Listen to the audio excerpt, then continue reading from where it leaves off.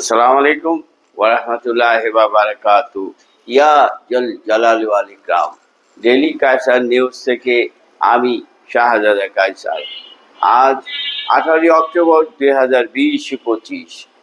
আজ এই 25শে রবিউল আখিরা, 2রা কার্তিক।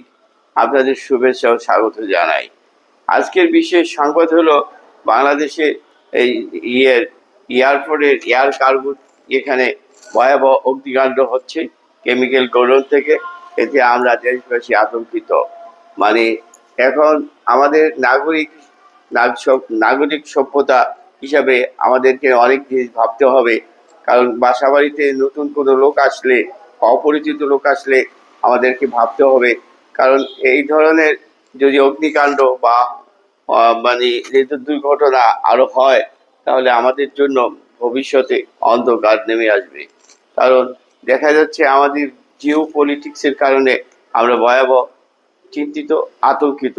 আমরা ভালো থাকুন, সুস্থ থাকুন। থ্যাংক ইউ, ধন্যবাদ। ইয়া জালালি ওয়াল ইকরাম। আসসালামু আলাইকুম ওয়া রাহমাতুল্লাহি ওয়া বারাকাতুহু।